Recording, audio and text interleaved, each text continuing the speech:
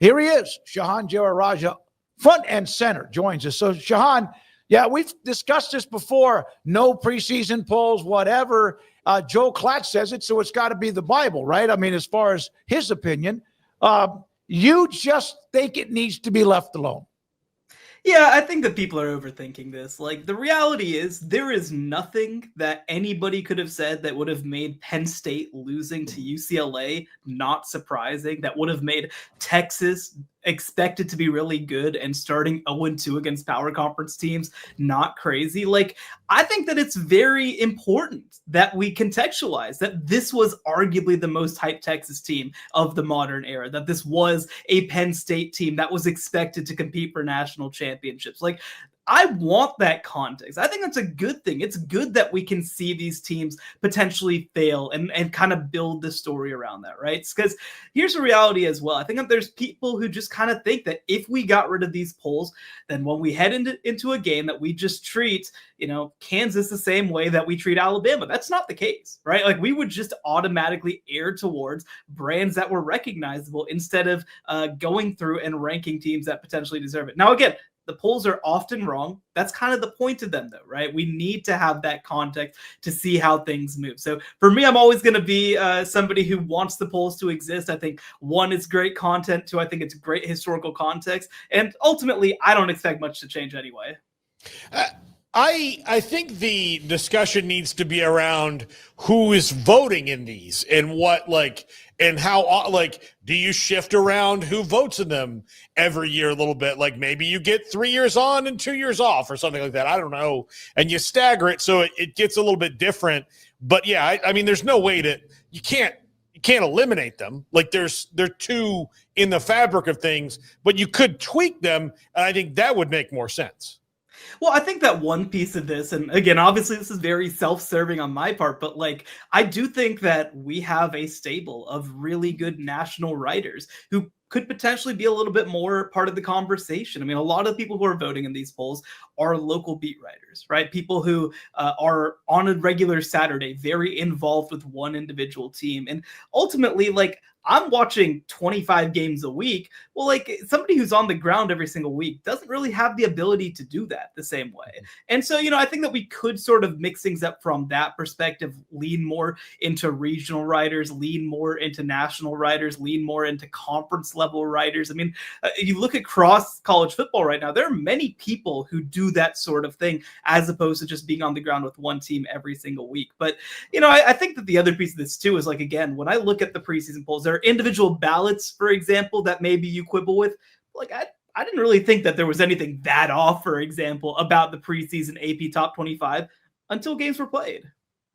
Shehan, coming out of last weekend, as we start to look ahead to another massive weekend on the schedule, you have this top that's sort of forming your Ohio State, Miami, Oregon, and then a batch of SEC teams. You also have teams falling right out of the poll in the case of Texas, Penn State, shocking UCLA. What stood out to you? What did you walk away from last weekend thinking about the most? Yeah, I mean, I think that you have to start with those Texas and Penn State performances. Obviously, a little bit of a different situation, right? I mean, Penn State played a team that was truly horrendous. I think that Texas just kind of looks lackluster right now. But these are both teams that I think, for all intents and purposes, their seasons are over. They were arguably the two favorites to win the national championship. They came into the year at number 1 and number 2. Texas became the first team to start number 1 and lose their opener in 35 years. Yeah, it was on the road against Ohio State. That's obviously important context, but still pretty crazy that happened. And then for Penn State, they go to double overtime against Oregon, and they handled the next week so poorly, going down 27-7 against a UCLA team that didn't have a single win, and many expected, including on that beat, by the way, to go winless in 2025. So, I mean, I think that more than anything else, this is a statement about how unpredictable these rosters are week to week, because Penn State, again, they had played high quality games. They had played well against an Oregon team that we all think is potentially one of the best in the country. But I think that when you have these kind of years, it's like these moments where you don't get up for games. It's moments that you don't have leadership. It's moments that you have emotional hangovers. I think you can get got in just a different kind of way in 2025. I mean, for Texas, similar deal, right? They came off of a bye, but they also have a look-ahead spot to a top 10 Oklahoma team. Like, I think that it's very difficult to stay focused on the task at hand, and these rosters at this point probably aren't good enough to just take weeks off mentally. And ultimately, I think it makes for a really exciting sport. And also, it essentially means that Texas and Penn State seasons are all but over. Yeah, they have no room for error. They would both have to run the table. And even now with Penn State losing to Oregon, that might not be enough. So I love it. I they're one of the cookie cutters, and like somebody, I don't know who it was, Kirby or whoever, Kirby must say, there's no one going running the table anymore. It's just going to be really hard. If they do, my God, good for them. Are we mentally, as fans of teams that normally are penciled in at 10-2 and better, are those fans ready for 9-3s and 8-4s, et cetera? Or is it bottom line, doesn't matter, get to the playoff? Well, I think that what people are really going to start feeling is when the SEC moves to 9 conference games, that's going to be an absolute cluster for some of these programs, right? Like, you have a team, again, I think that Oklahoma is really good this year, but you have a team like Oklahoma where all of a sudden 8-4 is going to be a good year. Like, this is a team that wins 10 games every single year. You have Alabama, of course, they're kind of going through it in their own way right now. It's going to take some adjustment, because we talked about this last year with Alabama. I mean, they lost a full quarter of their regular season games. That doesn't happen very often in Tuscaloosa. I think, Clemson's going to go through that. Georgia's going to go through that. Oklahoma's going to go through that. It's just going to be a huge adjustment as you add an additional conference game. And it's not even necessarily the teams just who push for 10 every single year. Let's take it to the middle class, right? I mean, how hard is that South Carolina job going to become when you play 9 conference games and then also play Clemson every single year? Like, just making a bowl game is all of a sudden going to be incredibly difficult, which, by the way, is why so many of the middle and lower class teams in that conference push to stay at 8 conference games to just give themselves a bit of breathing room. So I think it's going to change the dynamics in ways that people have not anticipated or understood as yet. And by the way, I'm talking about the SEC a lot. I think the ACC is going to really feel the pain of that as well, because you look at 2024, they had multiple contenders in that conference who straight up did not play each other the entire regular season. That's going to be a lot more difficult when an extra loss is being handed out to half of the teams every single season.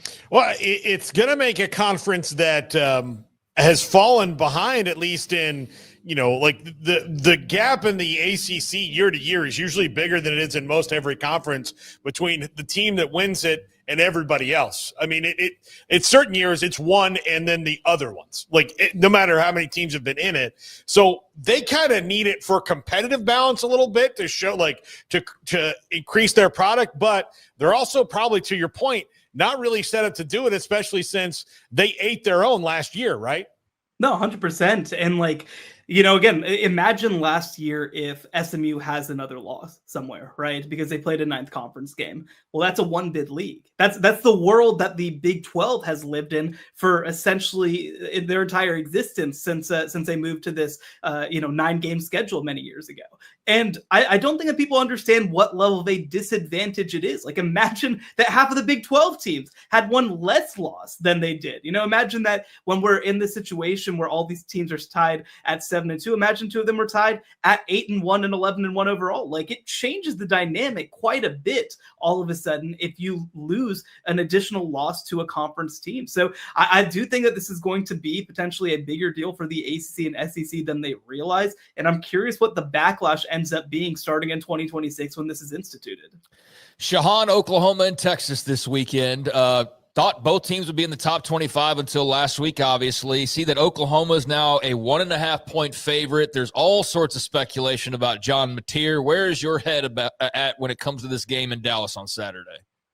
Well, I think that if John Meteor plays and plays at any reasonable level, I think that Oklahoma could run away with this game. And the reason that I say that is you look at the way that Texas's offense and specifically offensive line played against Florida last week, and they're about to go against an Oklahoma defense that has a really good case of being the best in the country. I don't think it's going to go well. I think that Texas is really going to struggle to run the ball. I think that Arch Manning's going to be rushed. I think that their offensive line is going to get bullied.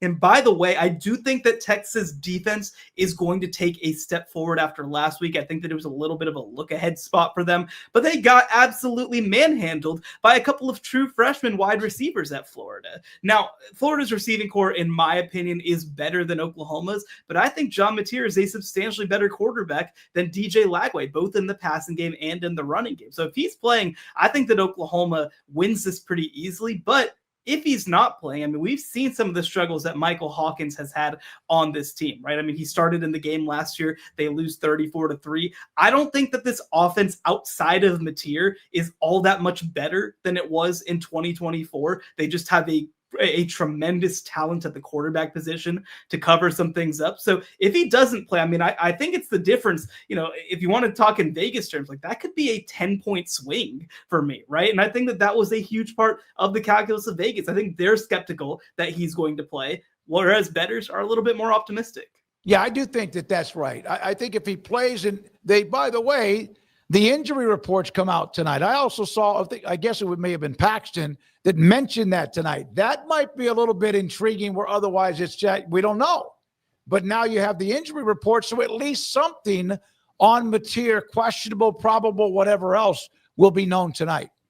Yeah, I think that's going to be a big deal. I expect certainly that he's going to be listed as questionable would be my assumption.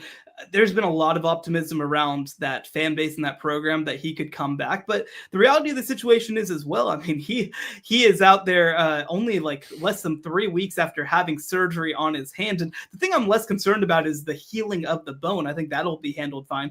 But it takes some time after physically being cut open to just regain sort of muscle mass and composure, and grip strength is something that I'm certainly interested in. And so, I mean, I think it could be one of those situations where he's maybe 70% in that hand. But one, you take his awareness and running ability, and two, you just kind of tell him, like, try to keep the ball out of trouble, right? Go down if you need to, try to only throw if it's there. But, it's sort of a dynamic that's going to be interesting because we don't really know how that's going to work itself out. Given the fact that these two defenses are still, I know Texas got a little exposed last week, but the fronts are so good. And the quarterbacks, like if it's Hawkins versus Manning, neither of them, are probably going to light it up. I mean, this does reek of like a 17-13 Red River, doesn't it? Yeah, if Hawkins looks like he's going to be the guy, I would definitely take the under in this game. I just don't think that either team is going to be able to get much going. I mean, the sort of dirty little secret about Texas is that they have had zero running game to this point. I do imagine, and again, we'll get the injury reports tonight, that we're more likely to see CJ Baxter back in this game. I think it's a big moment for them, and they know that they need to win this game. So I expect Baxter out there. But, I don't think that he's necessarily somebody who's going to take over this game. I don't think he's going to rush for 100 yards against this defense. And for Oklahoma, similar deal. They've gotten very little from their running backs. Jaden Ott, the very talented Cal transfer, has been a total non-factor on this team. They're going to each have to figure some stuff out. I mean, I've been at 2 of the last 3 Red Rivers. I didn't see the super competitive one with Dylan Gabriel. I saw the ones with 2 Oklahoma backup quarterbacks. Well, I think it could look a lot like that, but maybe on both sides of the ball. Shehan, there's a lot of really good games we could ask you about, but we know you're short on time here. We've kept you a good few minutes already. So I want to ask you about a game that you maybe weren't expecting to talk about. South Florida and North Texas in Denton. Mean Green, 1.5-point favorites. Bulls there at number 24. I just think this is so cool. I think the job Eric Morse has done is obviously exceptional, and Golish down there in Tampa has done a good job. It's probably going to get lost somewhat, but what are your thoughts, if any, on this game this weekend? Oh, I have a lot of thoughts about this game. I'm glad you asked about it. So I'm actually going to be in attendance, first of all, on good. Friday Nice. night. Very excited about that. But this is such a huge opportunity for North Texas. The big thing that I'm curious about is how North Texas offensive line deals with a really physical South Florida defensive line. I actually think that the game could be won or lost to that position. But the thing you love about it, they've got a great young quarterback in Drew Mestamaker. I wrote a big story about him a couple weeks ago. Hadn't started a game since a freshman year of high school on the B team. Now he's the starting quarterback at North Texas, and somebody who could be on power conference radars as soon as next year. But this is a North Texas offense that's really dynamic everywhere. They're running the ball at a high level. They've got a great young receiver in Miles Coleman, and defensively, they brought over Skylar Cassidy from Sam Houston, who was a big part of them winning 9 games last year, along with some of their best defensive players as well. So this is a team that is as complete as it's been in multiple years.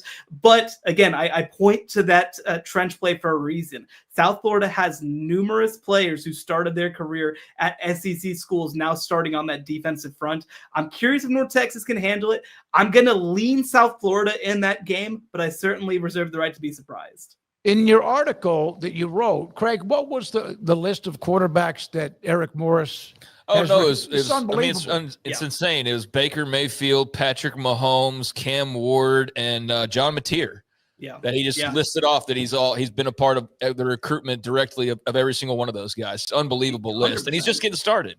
Yeah, and on top of that, the guy who started for them last year, Chandler Morris, just led a huge upset against Florida State. So I don't know what you're talking about. Yeah, but I mean, it's crazy. And you know what's funny too is that I've covered Eric Morris since he was in his second year at Incarnate Word, and they had a quarterback at the time that they were really excited about, John Copeland from Argyle, and they just bring in Cam Ward and it changes everything. Like, they have created magic at every single step. And by the way, both of their last 2 quarterbacks have transferred to the power conference level, and they feel like Drew Mestamaker is the best of the bunch. Shehan, good stuff, man. As always, thank you very much. Enjoy that one. In 2 really good teams that are trying to get themselves, one in the top 25, one of the big wins of the year against Florida, and also what Eric Morris has done with North Texas. Shehan Jeyarajah with us, normally Tuesdays.